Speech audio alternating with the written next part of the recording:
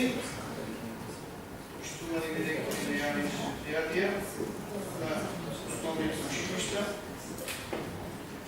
пред да започнем со моята дискусија ви дадам една препорака, а тоа е дека секогаш плашете се кога ова говорници ќе ви кажат дека имате неприкосновената подршка на советниците. От сите што ми верувавте, завършихте в една поделена книга на обвинителството и на судът. Вашите пасужи са 100 метра овде подалеко, а советниците кои ги подржуваја се спремат пак да дадат на одмор во оваа година. А вашето неголема ќе биде обрит и ги дојдат. Сите што веруваја до неприкосновената подршка, завршија таму. И втората работа, препорака до советниците, значи 2017 година, сега сме юни месец, крајот на юни, ќе ве замолам, престанете, немој да читате курири. Најдобро намер. Уште тоа остана, курири публика. Значи немој да читате, немој да го се што ќе прочитате е обратно од она што ќе го прочитате. А информак се вачи? Тоа ќе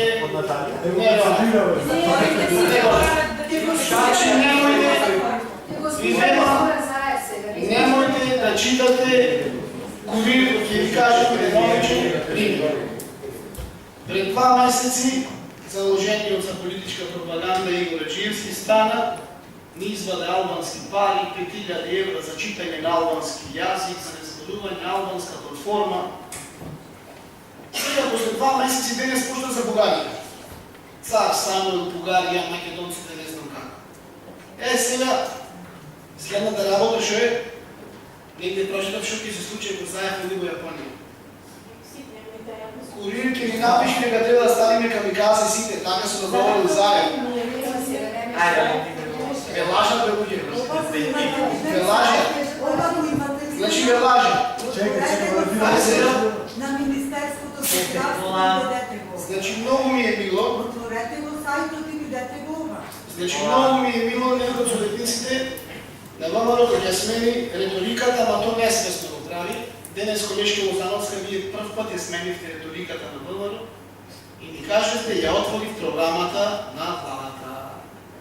Кога има програма владата? Не може да се програма. Кога стигна програма да се напише? И добро е. Значи добро е, вие несвесно го казвате, ако признавате, ние бележите всичко тоа сте се зборувале и сакаме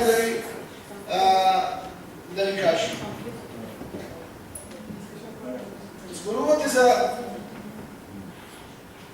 долговите на училиштата и со таква леснотија зборувате за нив, како да се заработи за 100 или за 200 дена. Една од колешките не читаше, сега ги се обидам да ја цитирам. Од 2014 година училиштето Јован Калаузи должело 19 милиони денари, во 2015 18 милиони денари, во 2016 17 милиони денари или последната бројка околу 300.000 евро. И вели тој е добар тренд. Значи не се работи за никаков добар тренд, се работи за движење со брзина на полжа и по 20 години училиштето ќе ги врати долгови. Да ви кажам, значи работам во јавно предпријатие, нашиот целокупен приход се движи во тие гранки за едногодишен целокупен приход на јавно предпријатие пазар. И вие леснотијата дека Јован Калаузи должи 17 милиони денари, ќе ги плати, никогаш нема ги плати. Директорката по 10 пат не иде на комисија. Вие толерирате, не викате да дојде, не ја прашате кој ќе ги плати. Викнете, нека дојде, нека ни каже, нека ако е права и ако е поред, нека каже. Вие не страм да ја викнете, вие страм да ја чете дојде. А 10 пати ја наменувате за директорка. 10 пати до сега. 2 пати со 4 мандати, 3 веде. Наташа ги праша на последните 3, мисля дека таа имаше веде и меѓу првиот и вториот мандат или претходно. 5 пати веде ја назначите. 5 пати веде до сега имате назначено. Изборувате за нормални процеси во образованието. Нема друг во медицинско кој може да биде директор, освен директорката. друг, завършили луѓе. Нема ни со положен директорски изпит, нема никој што исполнува условите. Нема, 18 пати види може да ја клајте. И законот го прекрши, и се напред. Веде мора да биде сегашната директор. Веде да биде директорка. Зборувате за нормално скоро. И пак викам, во јули 2017, можете 2 години, зборувате исто риторика, СЈО, дело риторика, СЈО, партийски. Што остава, кога ќе поднесете обвинение против Талевски, тоа е ваше, лажете, еве го обвинението, тоа каже вие. 150 страни. 150 страни обвинение. Еден куп директори и сегашни се во под број 3, под број 4, под број 5. Стојат луѓето. Ама кој ќе му земат пасуши, кој бидат таму и ги браните, вие наоѓате со нив.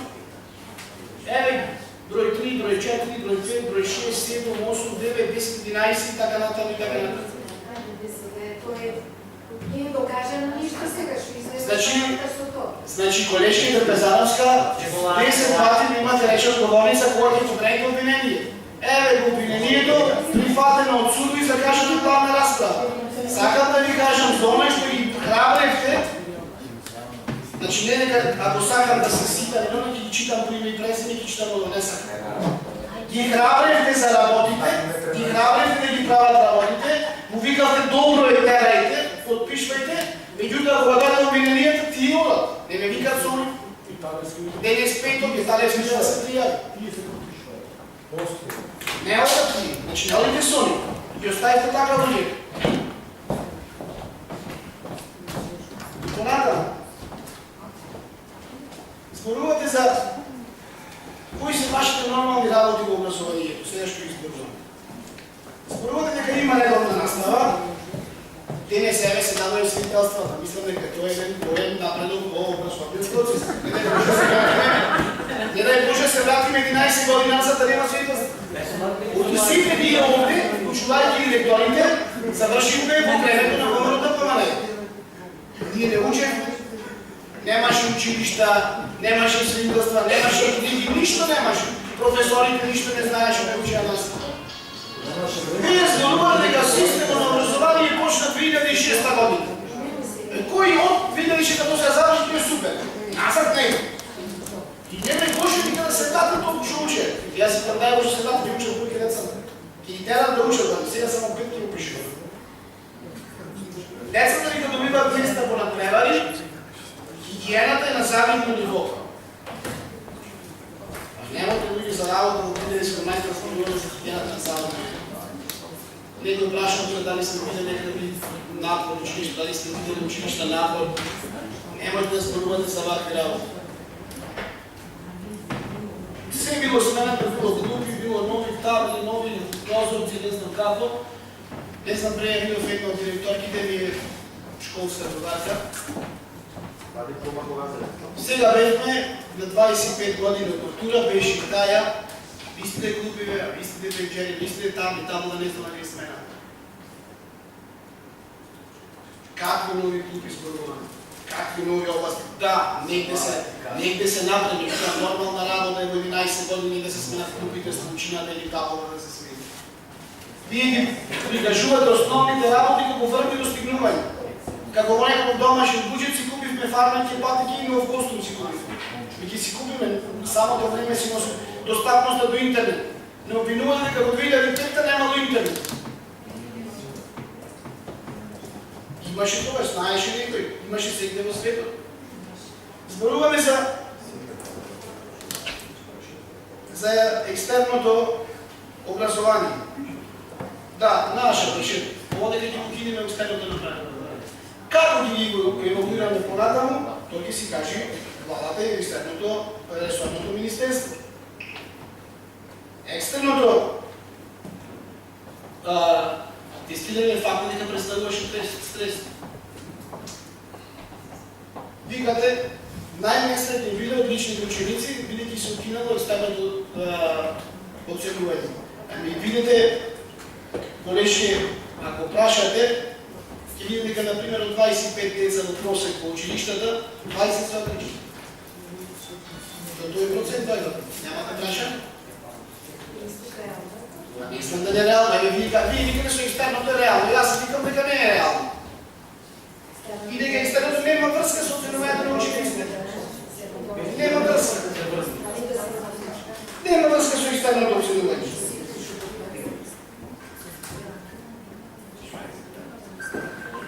Ќе почнеме да една размислување во однос на екстерното оценување од професор кој е близок до владачката гарнитура.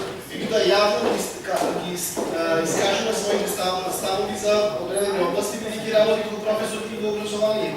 Вика, монструозно екстерно тестирање кое наместо напредување на квалитетот во образованието донесе страх, а на власта и даде една прекрасна алка да за дисциплинирање на наставниците, фрустрирање на родителите и најлошот се застрашување на учениците. И наместо колективна наставата и подготовка за учество на меѓународните тестирања, екстерното се претвори во побарова која пототека образованието. Сега, кога зборуваме за индивидуално или вистинско, морам да ви кажам дека последните меѓународни тестирања на квалитетот на образованието ја сврстиле Македонија на трето место. Меѓутоа, ќе свртне табелата однапа. Косово, Доминиканска република и Македонија. Значи, таму се тие и нема тука дали е добро или не е добро и кај сме стигнале. Ние што ќе направиме, ќе цениме по 10 на години, по 8, по 6, не знам. Да ќе оцениме тоа што ќе го направиме. Зборувавте за Кембридж програмата, која како рецепт за преработба на образованието ни ја промовирате, меѓутоа таа, значи, факт е дека се спроведува во неразвиени и слабо развиени земји. Или земјите во кои овој концепт се изнедил и се спроведува со децении. Македонија не треба и ниту едната, ниту другата.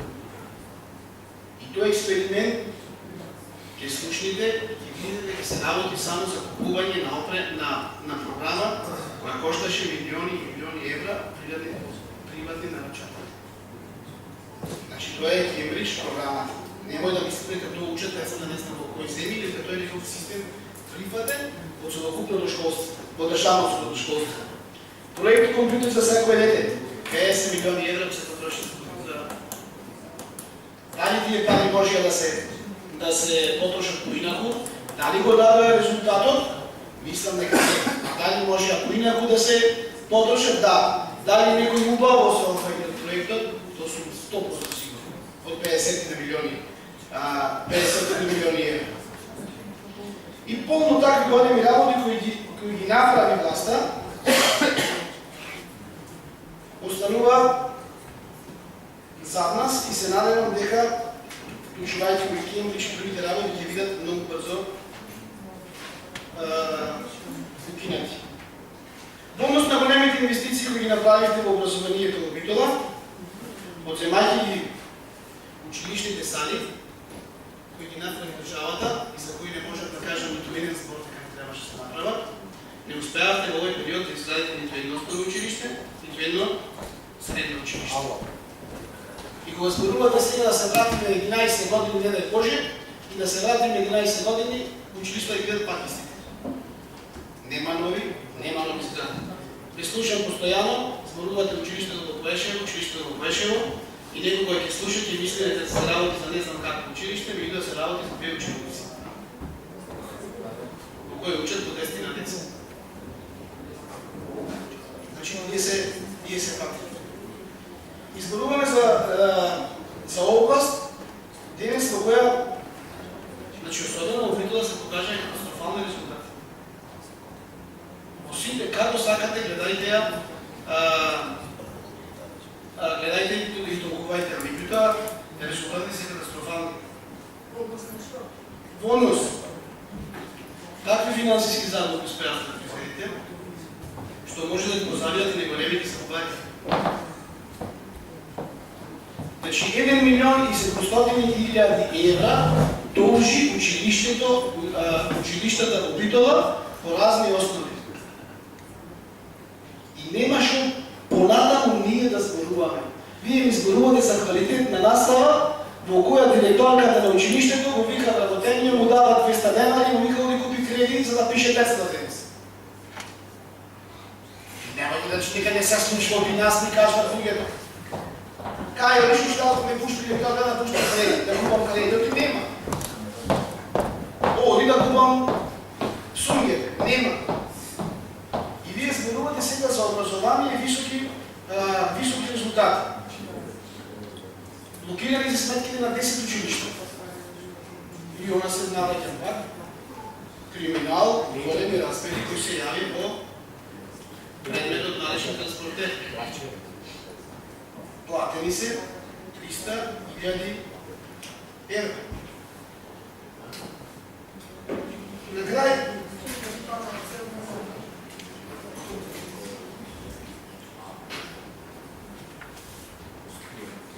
На крај да не се навеќам до нешто што спомнувавте и да не ми рефлексирам. Ние ги сме измислили придумите, ние сме ги измислили не знам што. Се сеќаваме на контраферми, контраученички теми, контра професорски теми, контра се.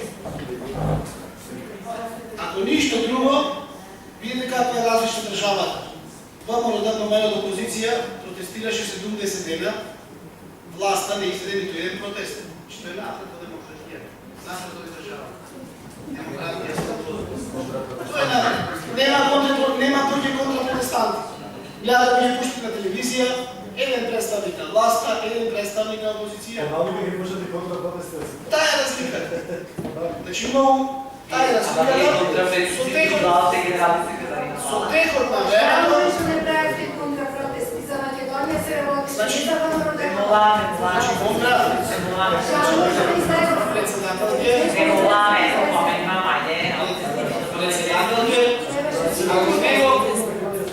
ако прочитате на друго место од Светковир, ќе видите дека генералниот секретар на влада е напишен без негово знање во контрапленумот на професорите. И тоа го кажа. Значи без негово знање, ама на Корир не го кажа така. Не и во пленумот, ту го рекол. Значи имаме квалитет, не мора во пленумот. Значи не она. Така да тие работи се многу подобри и ќе видите самите, не брзајте. 12 дена е новата влада, ќе видите нови резултати, ќе видите, меѓутоа внимавајте што зборувате, не искам и просто дека вие така не велете и не зборувате. Иначе,